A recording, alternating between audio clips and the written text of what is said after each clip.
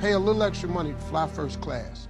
What it does is it conditions your mind. Once you get in first class and you see how wide the seats are, everybody get a washcloth, they got a menu, you get to decide what you want, all the drinks is free.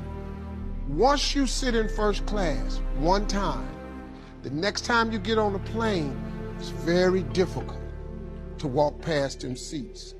And then your mind starts thinking of ways to get back to first class. And guess what? That's what you start attracting to your life. And you start behaving and producing stuff to get you back into first class. That's how you move up. You just, like buy you one really expensive outfit. Just see how it feels. It changes your life. It will then cause your mind to subconsciously produce thoughts to get another one. And next thing you know, you attract the thing you need to produce the outcome that you want. For your dreams to greatly influence you, or the future to pull you, your future must be well planned.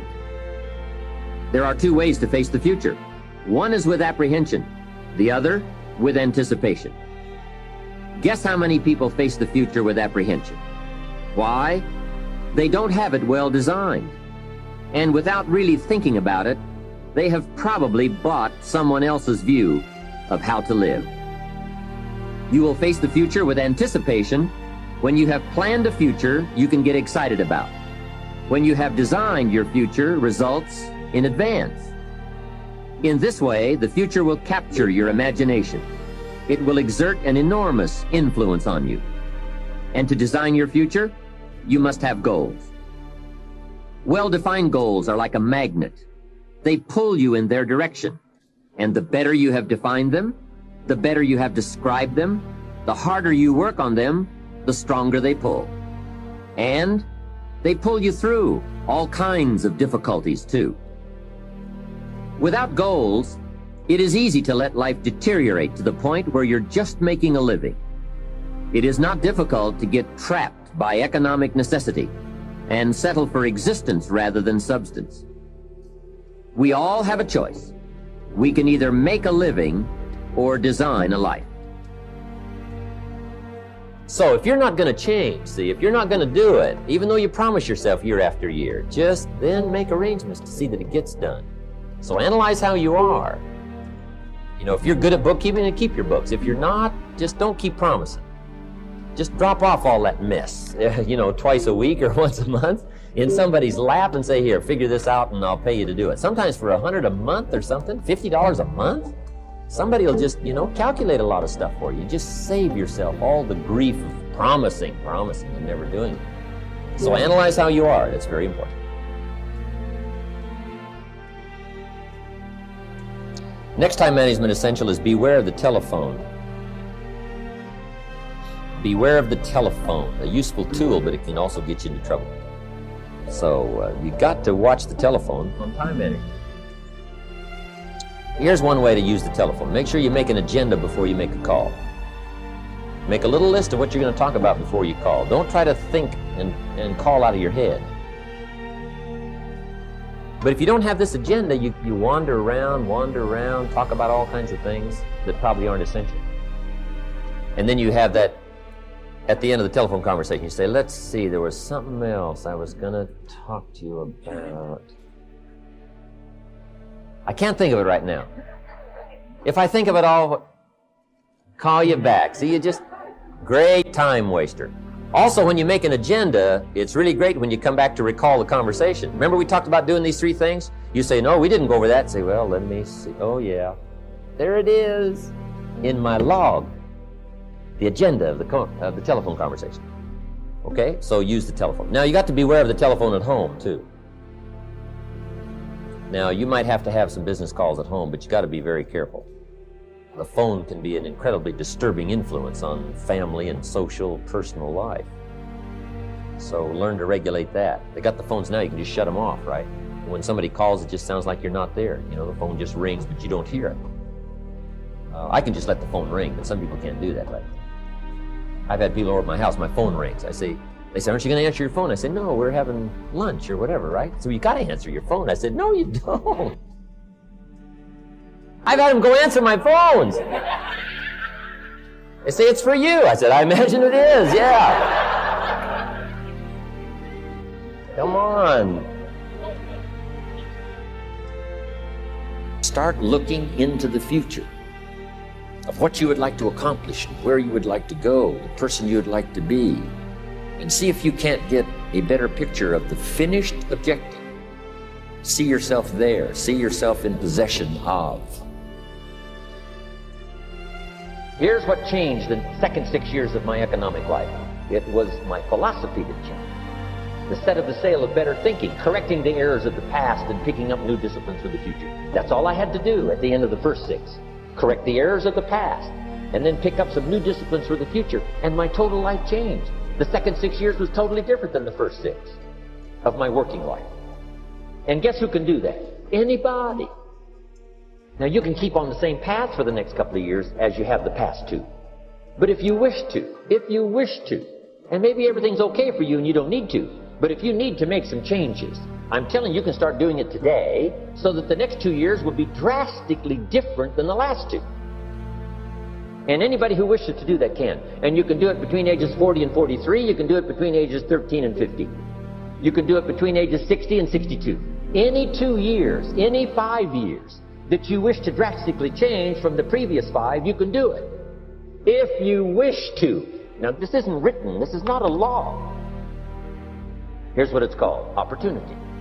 If you don't know you can drastically change your income, change your future, change your health, change your marriage, change everything. If you don't know that, some people then go year after year after year after year not making much change simply because they didn't get to the class. They never read the book. They never went to the seminar. They never made the discovery. They didn't seek for the knowledge of how could I make my life better. And if you just rock along, I'm telling you it's okay. Anybody can live any way they choose, but I'm here to tell all of you that if you wish to, it's possible to make the next 3 years totally different than the last 3. And all you have to do is just a few things. So if you got that one now, it's not the blowing of the wind that determines your income. It's not the blowing of the wind that determines your fortune. It's the set of the sail. And that's why we gathered here today. Maybe I've got some ideas that'll help you with a couple of little things about setting the sail of your thinking that might drastically give you multiplied more benefit the next 3 years than you've gotten in the last 2. When that nagging voice within us brings up the possibility of failure, it takes discipline to admit our errors and recognize our limitations. The voice of the human ego speaks to all of us. Sometimes the voice of ego says that we should magnify our value beyond our results. It leads us to exaggerate, to not be totally honest. It takes discipline to be totally honest, both with ourselves and with others. Be certain of one thing: every exaggeration of the truth, once detected by others, destroys our credibility and makes all that we say and do suspect. As soon as a business colleague figures out that we tend to exaggerate, guess what?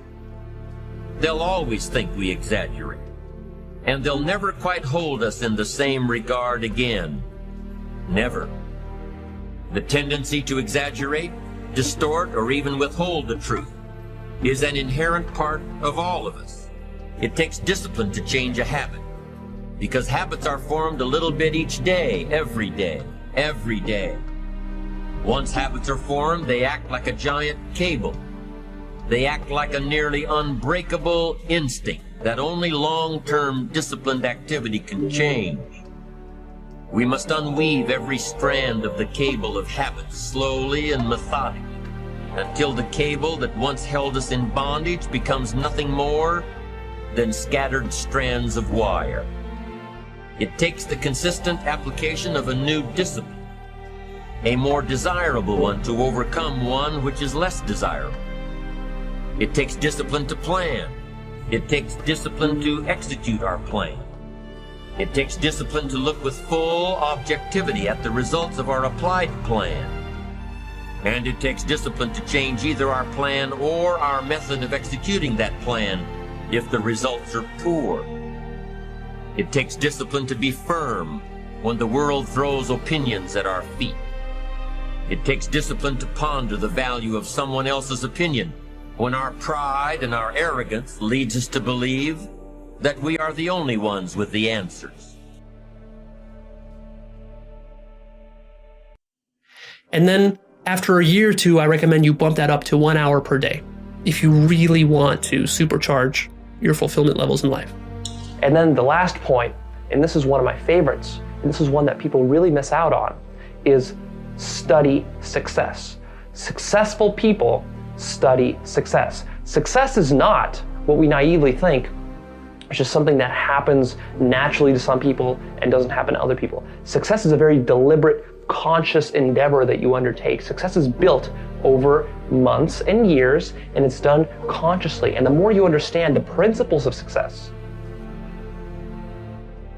to believe in ourselves is to love other people, that they become so grateful for us that they give us some of that feedback.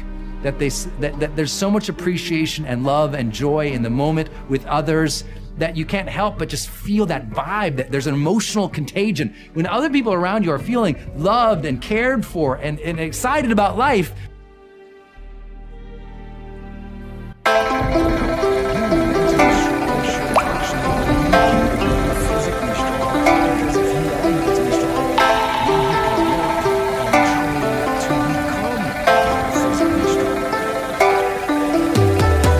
Ca buồn mà cất lời không lên, người đi mất mà nhất thời không quên, lòng u tối dù đất trời không đêm, kể từ khi sống lấy lất đời không em. Đầu quay cuồng trong hơi men, đôi chân về nơi quen, dấu vết chẳng hề phai, và rồi chợt nhận ra và vô tình khơi thêm ký ức bung lơi êm mà đã từng kể vai và ngồi. Chẳng cần thiết phải viết lên sử sách mà lại phải nếm trải chuyện não nề.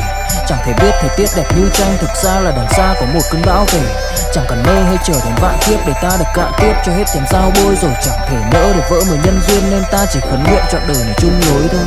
Những kẻ si mê tới điên thường mơ tưởng tới thiên đường, yêu nương được tô điểm nhưng hận tạo hóa, tuyệt nhiên có ai đành bên em thành anh đài, tình ta như hồ điệp vẫn mãi giữ riêng đây về giây phút khắc sâu. Chẳng yêu em mà từng chút mắc câu, sầu hôn hút khuất sau vẻ nét bút chắc đau, hạnh phúc đâu cần chỉ cho phút bắt đầu. Nhớ đến cái lúc còn gió sương vơi đầy, nhớ hình bóng người nào đó vương nơi này, trong vạch khắc mong có được đôi tay ấy cố lau đi bờ mi khi nào thưởng hơi cay. Xa một người và bước qua cuộc đời không phải xa đi vĩnh viễn mà chúng ta chỉ tạm chịu lấy.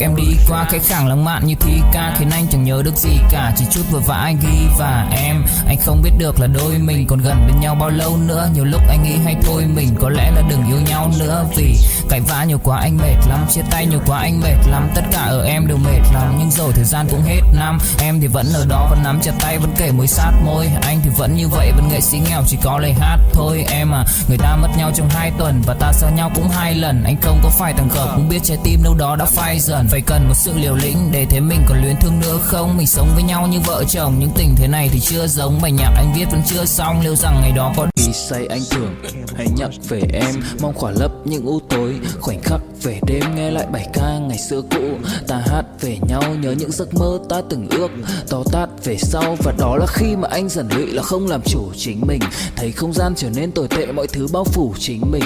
Em đâu còn như điều anh mơ, anh cũng tự nhủ chính mình. Nhưng mà thôi em, nào ai giỏi mà đủ tính tình, chẳng thể vươn tới được cảnh cao dù anh có nhã ý trèo. Trong cơn say mọi thứ cuồng quay, anh trở thành gã chí phèo. Yêu chân thành là không thay lòng dù em có như thị nở. Ý anh là em như cô tấm, nhìn em như thị nở. Đêm vắng nàng ngón tay xám vàng vì đốt cả bao thuốc lá. Căn phòng chung khi xưa nồng ấm, bây giờ sao bút giá. Một thói xấu mà anh đã quen khi em không ở bên lâu. Anh thường ngồi trong một góc tối nhậu suốt cả đêm thâu. Em mang con tim anh đi đâu, khiến anh mù quáng vẫn cố sáng mỗi khi đau. Em mang con tim anh đi đâu, điều gì choáng váng để xứng đáng ướt mi nhau. Em mang con tim anh đi đâu, khiến anh mù